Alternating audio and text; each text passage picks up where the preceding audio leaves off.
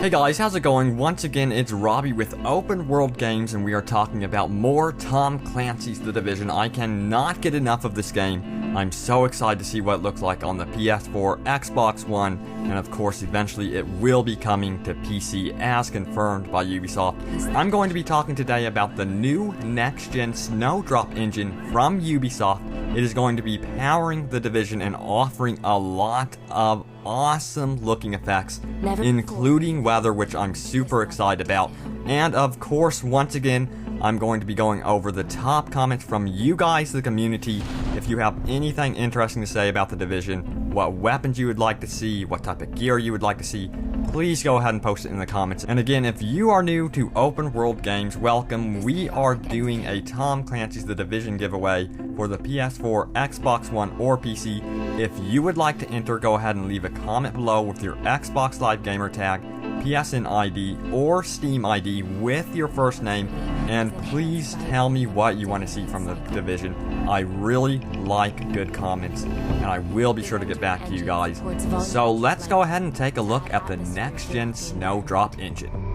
As in film production, Snowdrop uses a light probe system that captures lighting realistically in both outdoor and indoor scenes. So I have included a link in the description to a recent blog from ubi.com, and they go into a lot of detail about the Snowdrop engine, but most fascinating to me is the actual destruction, and destruction has become such a big deal in gaming thanks to DICE's Battlefield games, and I think it's a great next step for all next-gen games to really push destruction and real-time physics. And they go on to say in their article, first and foremost is the destruction system, which will be a key aspect to the game's tactical cover-based combat. The destruction effect is not pre-baked in the game. It reacts differently dependent on the physical forces at play. So that basically means you can see glass exploding or wood shattering and it will react accordingly. So glass and wood and brick and stone all have realistic physics models, so that will be really cool. And it all happens in real time and stays there throughout the life of the game. So when you are going out into combat, cover will be decaying and you will have to plan your attacks accordingly. So that's going to be a lot of fun. It sounds like no two situations will end up being the same thanks to this new destruction system. So look forward to that. And of course, the lighting in a game is absolutely everything, and I really do believe it needs to be dynamic with a day and night cycle, and that is exactly what we're getting with The Division. And they go on to say, if we move one object in the game, the light in the environment will immediately react accordingly, thus obtaining the most realistic effect. This applies not just to the indoor and outdoor lighting, but to the time of day as well. And actually in the trailer we saw fine particle effects reacting to real-time lighting, and I thought that was amazing. Yes, next gen is finally here, and I feel like saying finally we're getting some awesome lighting, and I can't believe we're going to be able to play in a New York City with weather and a day and night cycle, so that will be very, very cool.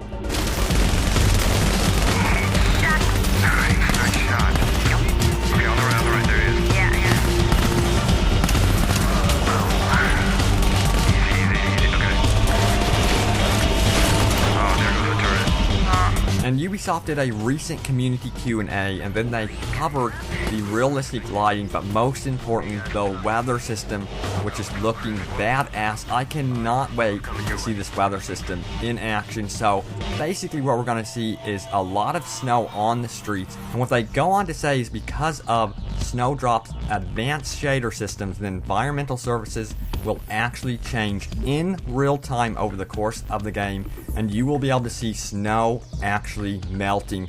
So that's going to be so awesome to be able to see that change. And I'm a big fan of snow levels in games. I actually really admire the older Batman movies because of the snow and because it took place during Christmas time. So I'm really looking forward to this game being more of a darker tone, but having that balance with the Christmas theme. And it's so odd to see Christmas decorations during the apocalypse. I think that's really creative.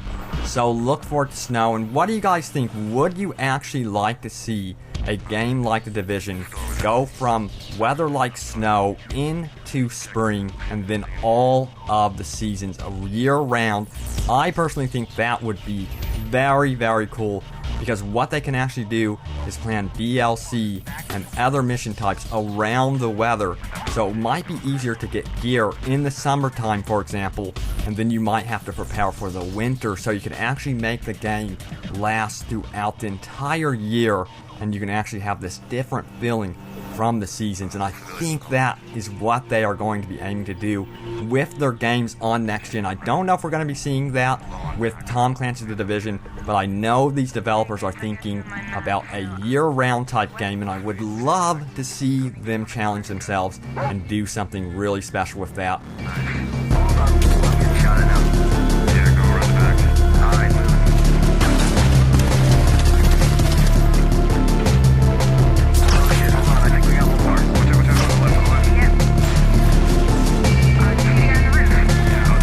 And with any open world game, you worry about how open it is and how big of a world you will actually be able to explore in New York City. And Ubisoft has stated their goal is to represent the majority of New York City and its major landmarks.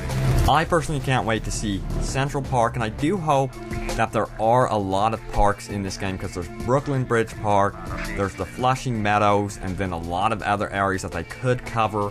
I do hope that we actually see the aftermath of these beautiful areas. Perhaps they're going to be refugee zones, who knows, we will be finding out.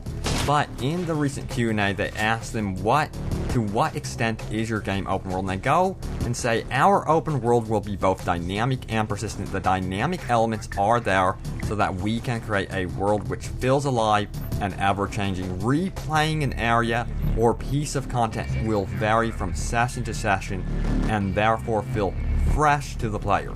We want our players to be able to replay content which they have discovered, possibly for a specific item or certain achievements, or just because they really enjoy it. Persistency of the environment is also very important, as we will add content and features to the game long after launch. And this question is actually the most important question that was asked to Ubisoft recently. See you guys later. The question is, will it be possible to enter buildings? And they say yes, and it will play a major role in the game. As you have seen in the demo, for example, agents of the Division enter a police station where they find a lot of gear. In this open world game, we want to give the player as much opportunity as possible to explore and live their own adventure. In this brand, we are creating a whole new universe in an original setting, and that will be great and fun to discover. So this is telling me a lot about this game. I think this game is going to be a lot about exploring every single building in the game. We are talking about the next generation here, and I think that the fast travel system will also be important to exploration, because I do believe they're going to do it like Far Cry 3 and Assassin's Creed, where you have to go exploring to unlock the actual fast travel option, which I'm a huge fan of. I like to be able to explore first, then fast travel, or no fast travel at all, because I really think that this is going to be one immersive game world. So the map size I'm not concerned about at all, since they were able to answer that most buildings will be enterable. So that is such good news. Look forward to being able to explore most buildings, and I can't wait to do it with you guys. And be sure to leave a comment below about what you think the map size should be. How big of a world are we talking? Because a lot of games offer a lot of different sizes of worlds, but we really haven't seen games that offer a lot of enterable buildings like The Division. I think that's going to be the big difference. Is going to be the level of detail and just how much places you can actually enter in this game. So let me know what you guys would like to see in terms of locations and everything else within New York City for Tom Clancy's The Division. Our lifestyle, our security, our safety depends on a delicate and unstable economy.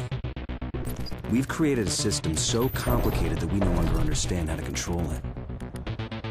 Oil, power, shipping, transport. And now it's time to highlight your top comments from my previous videos, and I really enjoy doing this. If you guys actually have any thoughts or ideas about weapons, gear, locations, whatever you would like to see in Tom Clancy's The Division, go ahead and leave a reply below and let me know what you think. I will be sure to reply to as many comments as possible and also feature them in upcoming videos. So Corey Abernathy goes on to say, "What up, my name is Corey. The Division will be to Call of Duty what Call of Duty is to Battlefield. I see the exquisite graphics and complex storyline trumping Call of Duty's newest clone of their never-ending series. Do not get me wrong, I like Call of Duty, but it's the same thing every year. Being as though The Division isn't entirely the same type of game as Call of Duty, I see it bringing in new fans. Fans that typically wouldn't venture into this type of game. Fans from WoW and other games like that could even find themselves playing this game.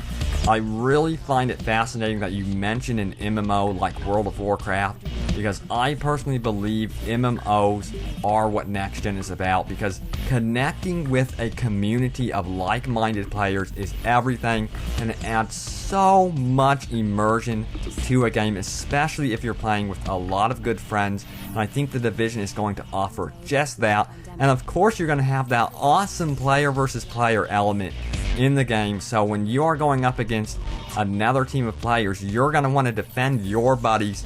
I think they're going to want to do the same with you, so that's going to be really cool. I think the PS4 and Xbox One, and of course the PC, but more so the next-gen consoles, are really going to be pushing the interactive MMOs, and I think we're going to definitely be seeing that in The Division. And like you, I am tired of the constant releases for Call of Duty. I think they in particular need to shake it up a little bit and try something new, and I am a big fan of Battlefield, so I'm looking forward to seeing what DICE does with that as well. But The Division, it's my most anticipated game of 2014, and yeah, I definitely cannot wait to get my hands on it. By day 5, everyone will be a potential threat. In 2007, a new presidential directive was signed quietly into law. This maps out the government's response to a crisis, a plan to cope with a real dark winter. It is known as Directive 51. There are rumors of shadow agencies. And then Rage Monkey goes on to say, "I've been following the game like you guys have since E3. It's had me all over the place emotionally with how the gameplay would be like. I've really been digging the survival open world games that have been flooding the scene lately. I'm hoping this one has a lot of open world survival aspects, but from what I've seen so far, I'm not 100% sure how the game is supposed to work. If you could clarify how the survival aspect works in the game, I would really appreciate it."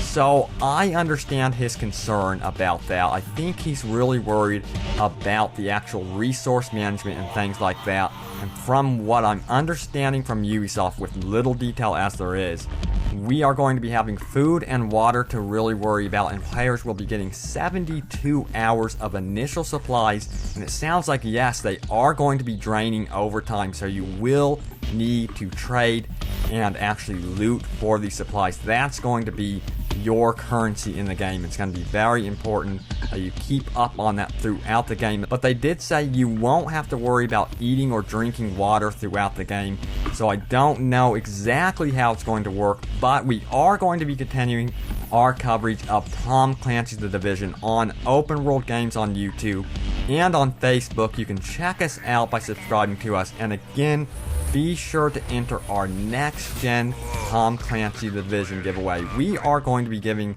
away a copy to one random lucky winner on the Xbox One, PS4, or PC. Enter your Xbox Live gamer tag, PSN ID, or PC Steam ID in the comments below with your first name, and let me know what you think of The Division. I can't wait to read your guys' comments, and look forward to a ton more coverage of The Division up and through release of the game, including reviews, walkthroughs, and of course, all things DLC. Thanks guys for watching, and check us out, and have a good one.